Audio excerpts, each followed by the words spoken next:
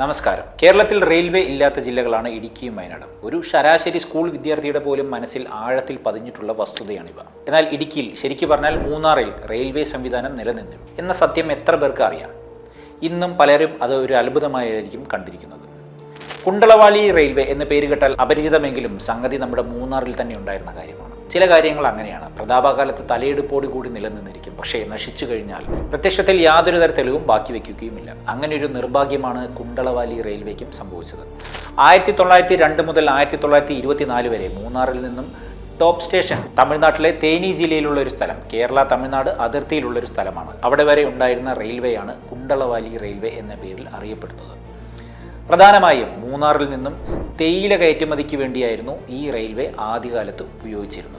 അന്നത് ഒരു mono rail പാതയായിരുന്നു. ഒരേ ഒരു പാളം മാത്രമുള്ള റെയിൽവേക്കാണ് മോണോ റെയിൽ എന്ന് പറയുന്നത്.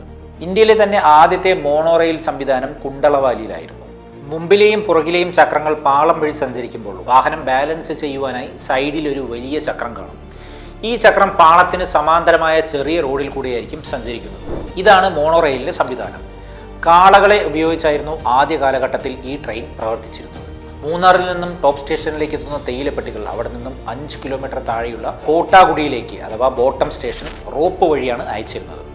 അവിടെ നിന്നും 15 കിലോമീറ്റർ അകലെയുള്ള ബോഡിനായ്ക്കന്നൂരിലെത്തുന്ന ചരക്കുകൾ ഇന്ത്യയുടെ മറ്റു ഭാഗങ്ങളിലേക്ക് കപ്പൽ വഴി ഇംഗ്ലണ്ടിലേക്കും കയറ്റി അയക്കുകയായിരുന്നു. 1908 മോണോ റെയിൽ മാറി നാരോ ഗേജ് പാതകൾ നിലവിൽ വന്നതോടുകൂടി യഥാർത്ഥ ട്രെയിനിൻ്റെ കാലഘട്ടമായി. ലൈറ്റ് സ്ട്രീം ലോക്കോമോട്ടീവ് എഞ്ചിനുകൾ ഉപയോഗിച്ചുള്ള ട്രെയിനുകളായിരുന്നു ഇവിടെ സർവീസ് നടത്തിയിരുന്നത്. പഴയ കൽക്കരി എഞ്ചിൻ തന്നെ മൂന്നാറിലും ടോപ്പ് സ്റ്റേഷനും ഇടയിലുള്ള മധുപ്പെട്ടി പലാർ സ്റ്റേഷനുകളിലേക്കും പ്രവർത്തിച്ചിരുന്നു. ഏതൊരു മുന്നേറ്റത്തിനും ഒരവസാനം ഉണ്ടാകുന്നത് പോലെ കുണ്ടളവാലി റെയിൽവേക്കും ഉണ്ടായിരുന്നു ഒരവസാനം.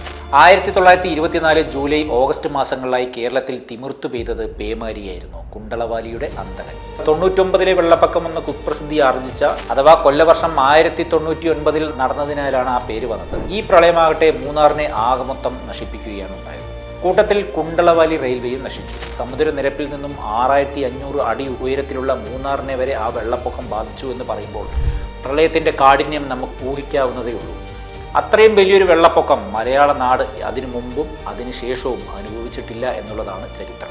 ഇന്നും കുണ്ടളവാലിയുടെ ചെറിയ അവശിഷ്ടങ്ങൾ നമുക്ക് മൂന്നാർ യാത്രക്കിടയിൽ അവിടെ ഇവിടെയായി കാണുവാൻ സാധിക്കും. ഇന്നത്തെ ടാറ്റ ടീ ലിമിറ്റഡിൻ്റെ ഹൗസിംഗ് റീജിയണൽ ഓഫീസായി ഉപയോഗിക്കുന്ന കെട്ടിടമാണ് പണ്ടത്തെ മൂന്നാർ റെയിൽവേ സ്റ്റേഷൻ. ഇന്ന് അലുമിനിയം പാലം എന്ന് പറയുന്ന പണ്ടത്തെ റെയിൽവേ പാലത്തിൽ കൂടി ഇന്ന് സാധാരണ വാഹനങ്ങളാണ് കടന്നു പോകുന്നത്.